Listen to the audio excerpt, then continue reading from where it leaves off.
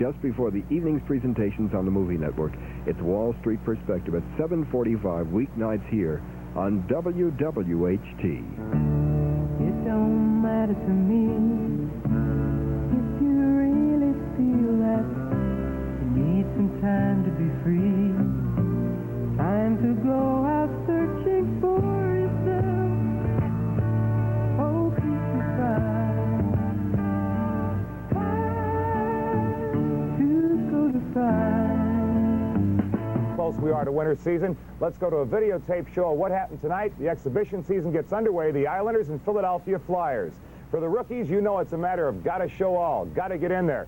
Tom Gorntz and Dwayne Sutter picked up where Philadelphia and the Islanders always leave off. Sutter is the super rookie. He goes after Tom Gorntz. Gorntz on the right of your screen from Philadelphia. They battle it out. Philadelphia won the exhibition game tonight by a score of 4-2. And that's Saturday in Sports.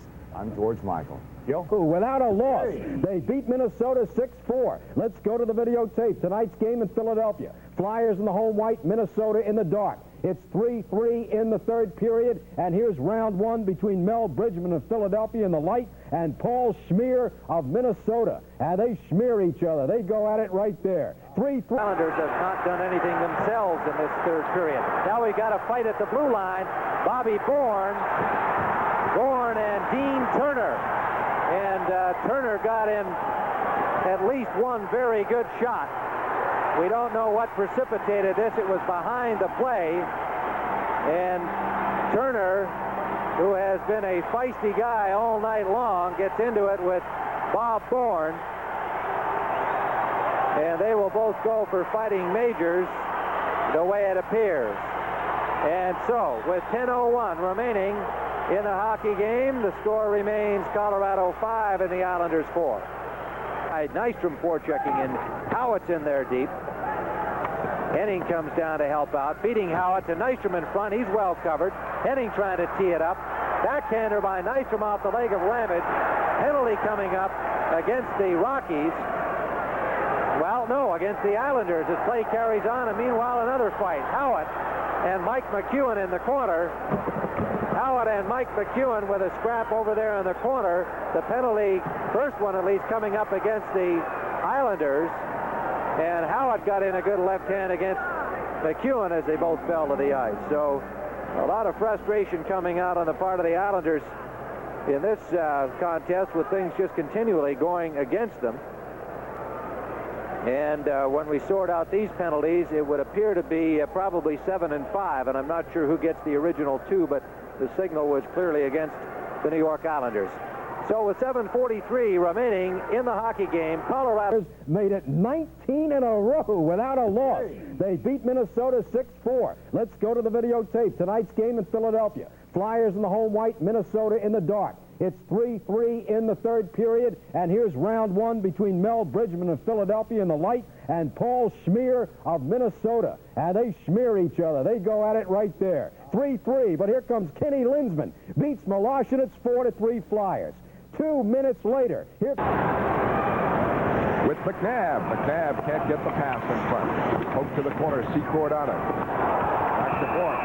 And here's O'Reilly. Ready to jam with Delorme again. And away they go. That's not a good play for O'Reilly to make. With Cashman in the dressing room as he's hurt with that twisted knee, O'Reilly will be through for the night if they assess a 5-minute major penalty against them. The rule book states that after 3 majors in any one game, it's an automatic game misconduct, and O'Reilly will get that if he gets this 5 right here, and that was really not a good judgment on O'Reilly's part. You're watching Boston Bruins hockey from Boston Garden. A steal now by Randy Pierce. Oh, what a stop by Gilbert. None better. Pierce in alone. Gilbert robbed him. The classic style goaltender as O'Reilly goes after Delorme, and the big fight is on. O'Reilly may get the extra 2 minutes. It looked as though he started this as he pounded Delorme. With the score, Boston 2 and Colorado 1. Let's pause for this message. He checks with Turner. They may feud yet. McNabb try to move it in front, and here they go. Turner and O'Reilly. They had a fight in preseason when Turner was with the Rangers. And O'Reilly bangs him down, gets back up, and flails away. Terry O'Reilly, Dean Turner of Colorado. And they're separated now, and the fans get stirred up. First period action will continue from the Garden in just a moment. Rattel gets it off to McKinnon. Getting deep. Rolls to the corner. Rattel and Korab. Oh, and Korab's going out. And Middleton is knocked down in a battle. Middleton back up to go toe-to-toe with Richie Dunn, who's a very good fighter. Tough fighter, Richie Dunn and Middleton, and Dunn are tied up, but Korab's getting the penalty, and he's trying to bring Rattel out with him. Oh, it's Rick Smith now who's battling there. So we'll see what's called here. I think the Bruins are going to come out with a man advantage as finally peace is restored. And we're not critical of officials, but Bruce Hood has been in the way. He's made more good defensive plays against the Bruins than some of the Buffalo defensemen. Well, he called the original penalty on Korab, and I'm sure Middleton and Dunn will be going off, so Boston should have the man advantage. You're watching Boston Bruins hockey from Boston. Back to bathe at the blue line. No shot. Rolls it down behind the Blues net where Liut tries to push it away from Paddock. He's in trouble, but now we've got a fight. Bonus and Frank bathed at the blue line. Well, Bonus went out to check Bathe at the blue line, and they both collided. Bonus went down. Bathe gave him an extra shot. They went up and started swinging. And all Bonus has done is grabbed a hold of Bathe, holding on to Bathe and the glass so that he could not get free. And Bathe could not get his hands free to start punching. And both the linesmen, Hodges and Scapadello, are waiting until the players tire or go to the ice before they'll get in there and separate the two. No punches are being thrown that are hurting anybody. They're just little shots to the back of the head. And now they're getting in there to try and separate the two, but it's the first real fight that we've had in this game, and we expected the tempers to fly a little bit more, seeing it was a more physical game than the Flyers have been involved with in the last 3 or 4. In the first game, the only fight came between Frank Bathe and Bryant Sutter. And we'll assume that they're each going to get 5 for fighting. And if Bob Myers chooses to add any, we'll find out in a minute after we tell you 15:51 remaining. Narwaz work with Beck. Penalty in the corner coming up. Narwaz locked up with somebody. Each man chooses a man. That's Goldup, Jim, that he's locked up. Goldup. Yep. Narwaz got a hand free. It's dangerous because Goldup's being held. Jim, that's a rookie linesman pair. And it seems to me that they got their signals crossed. They had the one man held and the other man free.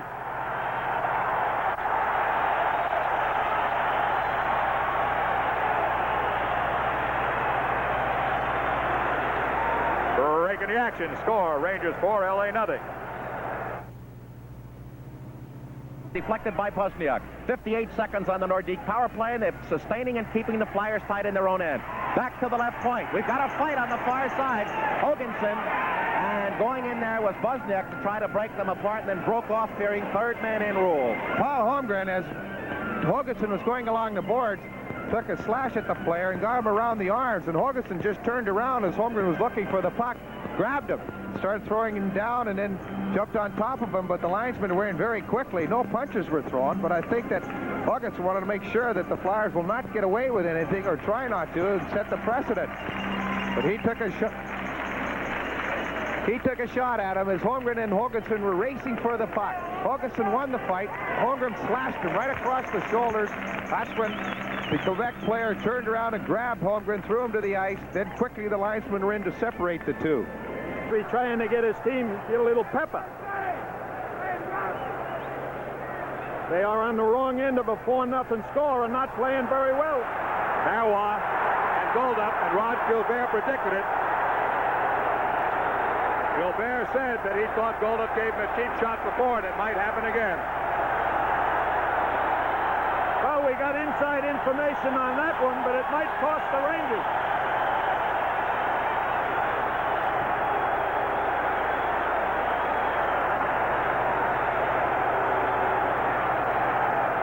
We're going to see if we can find that one on the screen again. There's Mario Malwa. He's back in the penalty box. He had just come out of the penalty box. There's Malwa, and there's Goldup. That's the second time that Goldup was being split away from the man and held when he got hit. Yeah, Mike. In the first play, I didn't see Goldup raise his hands, but he raised his hands just as soon or maybe faster than Malwa. He challenged Marois. It was not a sucker punch. Got the punch in. It's liable to be 5 for him and 2 for Goldup. Let's see. Potvin out 2 months, thumb surgery. Let's go to the videotape. Pick it up right here in the first period. And it's the Islanders in the home white, Vancouver in the dark. And 2 fights in the first period. Here's Dave Longerman, 6'2", 200, against Kurt Frazier of Vancouver, 6 feet, 190. They go at it, trading right hands. Boom, down they go. Then watch Clark Gillies. Look at that. He lassos Lars Langren, and then it's a pile-up. First down, Islanders. In the second period, 2-0.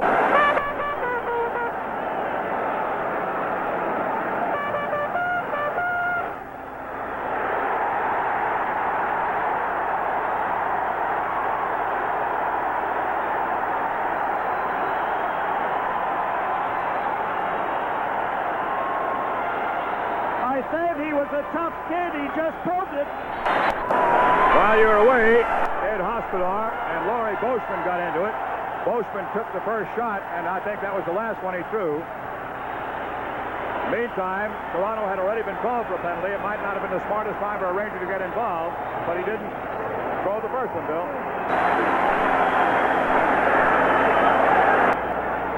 In the meantime, there's a penalty coming up, we know, against the Toronto Maple Leafs. That happened before this skirmish.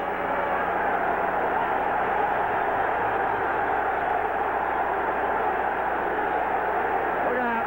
Johnstone is stacking up.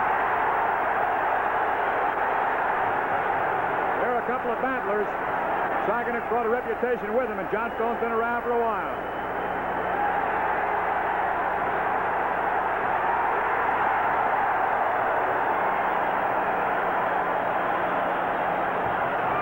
Job done by the linesman, Jim. An excellent job done by the linesman. At any given time, the linesmen know that the one of them has to take the dark shirts, and this is his job, and the other one takes the white shirt. When they get the opportunity, they will jump in.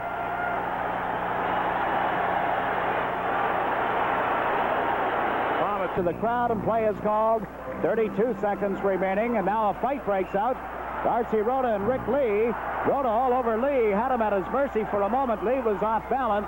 A very strong defenseman, this Hartford captain, but Darcy Rhoda will pick on anybody. Now Lee, after being pulled away by the linesman, throws a punch over their shoulder that connected with Rhoda. Linesman Willard Norris trying to restrain Rick Lee. Watch this kid play as a Batum midget before he was drafted by Niagara Falls Flyers to the OHA Junior A, where he led them to a Memorial Cup victory. He has been an all-star. He's played in every all-star game that the WHA had since coming here from the Toronto Maple Leafs. He's being sent to the dressing room. Rhoda will follow as well. Probably major penalties coming up here.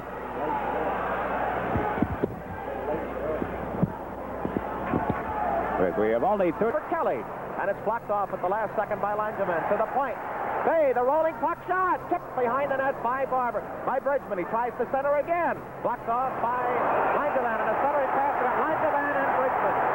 Well, they both got their sticks up. And Langeman really landed some right hands. Now Bridgman has got him and throw him to the ice, and got on top of him to throw a couple of good right hands himself, but they both went at each other with a stick. Langeman trying to get Bridgman away from the net. Bridgman came back high with a stick on a retaliation. Langeman landed a couple of punches at the start, but then Bridgman, who's probably one of the strongest players in the National Hockey League, just grabbed him and threw him to the ice, and then jumped on him and started to throw a few punches. But Bridgman trying to get the puck loose, Langeman trying to keep it, was shot by Langeman, and then Bridgman retaliated, and they both started to go at each other. Langeman's a lot higher. He landed one on the back of the head and came up with an uppercut that knocked Bridgman's head off. But then Bridgman grabbed him and threw him to the ice. First time that anything has been indicated. Well, and at the side of the net, it's played behind, and Holmgren is in there with Kelly. Holmgren tries to Kelly a stuffer, and they got another fight. Holmgren and Dave Lewis. happened is that Hogan was flashed at by Lewis as he had the puck cut up in his uniform. And he wanted to take a piece of Dave Lewis, but he never got his balance. And he threw a punch at him, lost his balance, and Lewis just grabbed a hold of him, had him completely off balance and at the disadvantage. Then they both went to the ice. Didn't appear that any other punches were thrown, but Lewis ended up on top, and both the linesmen are in there to try and separate the two players. While we pick up the penalties, 5:58 remain in the second period. Flyers 3, Islanders no score. But with the puck caught up in his equipment, that's when Lewis took a slap at Holmgren. Holmgren put him into the net, and Lewis's backhand knocked Holmgren off balance, and then he got complete advantage of the Flyer player. In the second period, Buffalo leads the Washington. Lauren Henning, but McLeish with the puck, looking to drive it up the slot and off Bridgman's stick, but comes into the neutral zone.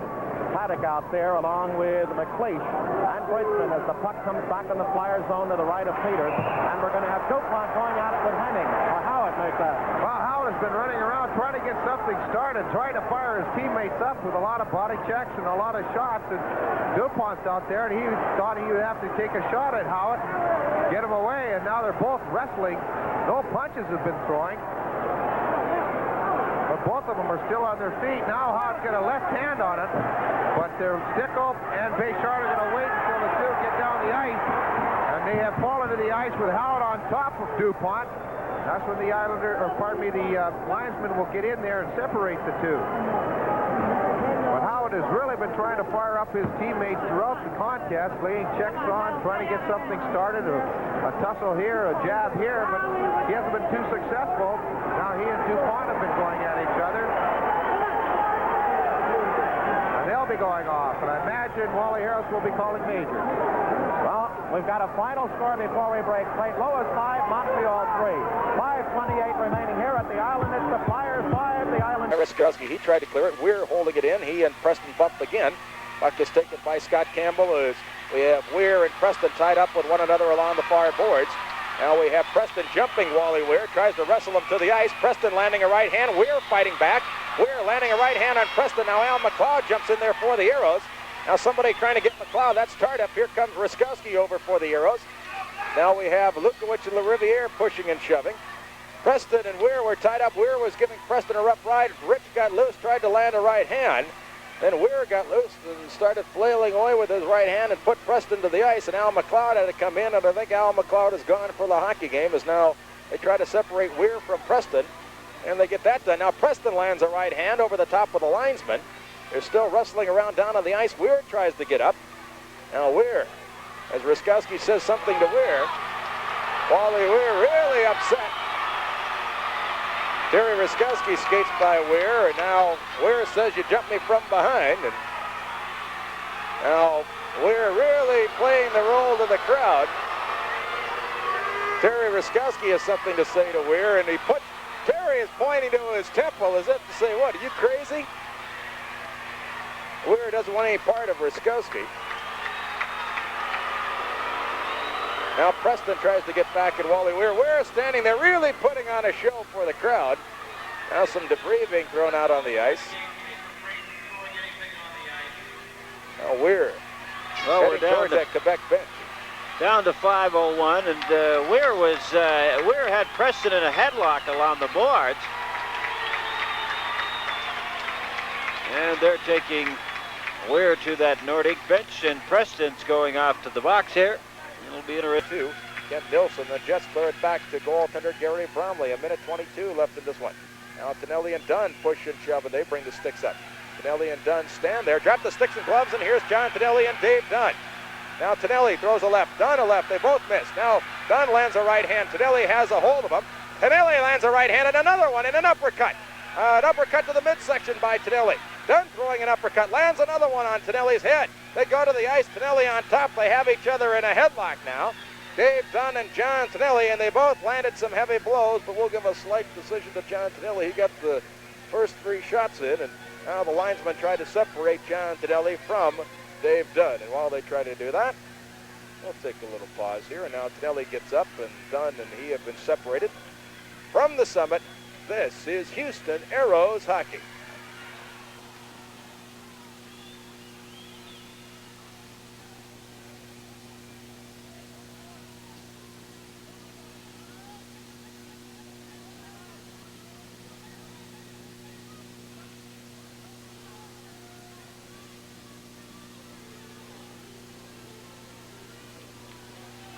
to Bob Daly. Daly with a long shot. Smith steers that to the corner.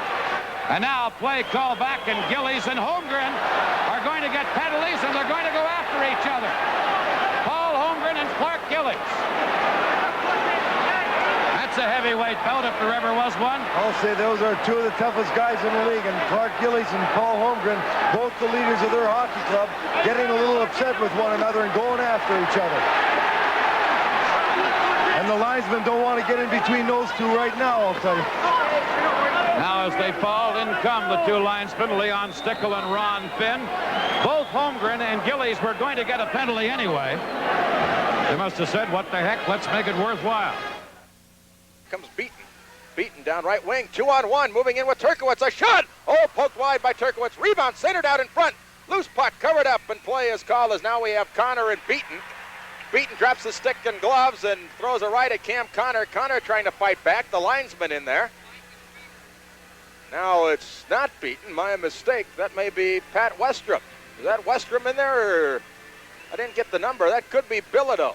That's Bilodeau who threw a punch at Connor, and Connor tried to fight back, and no real hard blows thrown in that fight as Bilodeau threw a punch that caught Connor a glazing blow along the side of the head, a glancing blow, we should say. Wakely's the one that's in real danger as both players stand over him with the skates, and that's where you really got to be careful. Anybody that falls down and gets around those skates, Jerry, you can get a bad cut in the neck. You're talking about something around the jugular vein, and the skate around the facial area is awfully dangerous. So I know everybody jumping in and being a little more cautious as a result of that. I couldn't tell. I thought it was Beaton who got in there because he threw the punch so quick, but it was Bilodeau. No real damage done in that fight. It was more of a wrestling match. Well, a big jam up in front of that net as the Birmingham club trying to come back with an answer to the Arrows goal. The shot was tipped by the goaltender, but just missed the post. Then it was passed out in front, Jerry, and it was somewhere in front of that or to the side of that net. Everybody trying to find the loose puck. Wakely trying to cover up on it, and that's where things started to happen between Connor. Oh, Connor landed a sharp right to the mouth. A couple of pretty strong boys in there, and they both go off for fighting. As Bilodeau and Connor collide. Now McLeod in his own zone on right wing to Scott Campbell. Campbell in the center ice zone. Connor and Bilodeau drop the sticks and gloves. Cam Connor and Gilles Bilodeau.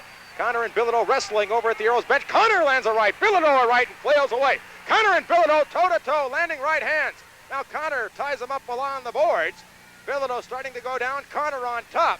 The linesmen move in and try to separate Cam Connor from Gilles Bilodeau, but they both landed some heavy punches. Now Connor got loose, trying to get back at Bilodeau, and the linesmen have them separated. Cam Connor and Gilles Bilodeau. Who would you give the edge to that one, Jack? It was pretty close. They both fired some good ones in tight. Bilodeau, I think, by the way he's heading to that penalty box, says, well, that's enough. Connor's always difficult to get to the penalty box, Jerry, because when he does get going in a fight, he sort of gets himself steamed up. The officials are realizing that. They're going to send Cam Connor to the dressing room with 5:56 remaining.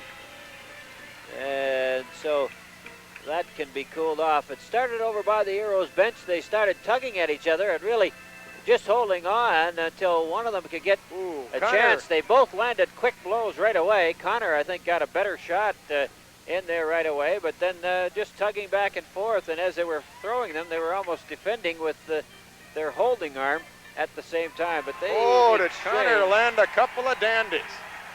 They exchanged some pretty solid blows as we watch it on the replay here. Cam Connor, his third punch in that fight was a dandy, and it rocked Mr. Bilodeau. A haymaker. Bilodeau, of course, he looks like he's going off, so I hope Connor's not waiting in the wings. Said, why not you guys? You're going to probably get, they'll probably get 7 minutes anyway with 5:56 remaining.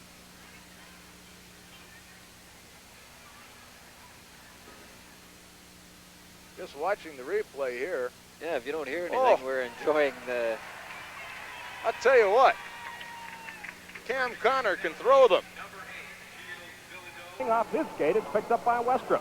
The Arrows leading 3-2. Now Westrom to Beaton along the near boards. Got away from Connor, but cleared it out. Schella brought it back in offside. Is now Schella and Beaton push and shove. They drop the sticks and gloves. Everybody else getting into the middle of it. Now here's Schella in a tussling match with Beaton. Beaton on the bottom. Schella and Beaton just wrestling around. The linesmen move in and try to break it up. And everybody in close quarters, so no actual punches thrown as Schella and Beaton square off and have one another tied up. And we're going to be getting penalties here. The linesmen try to pry the two of them apart. And let's see if they can get Beaton separated from Schella after Beaton hit Schella over at that Arrows bench. That's a tough place to start things like that. Now Schella gets up, as does Beaton, and we're going to be getting penalties here. Let's see if there's any further action as they make their way over to the penalty box. Everything seems to be in order as Schella heads to the sin bin, as does Frank Beaton. And we're going to be getting penalties here. And from the Coliseum in Birmingham, this is Houston Arrows hockey. John Schella, the Arrows, and Frank Beaton of the Birmingham Bulls each get 7 minutes. Well, they pick up 2 and 5 each. It started just by the Arrows bench there. Schella got a couple of shots in early. Beaton with that left hand. Schella taking him down over his back. Boy, there's a lot of strength involved in that one. That can take it out of you. But, of course, with the major penalties, Jerry, both teams will be playing with the regular 5 men aside.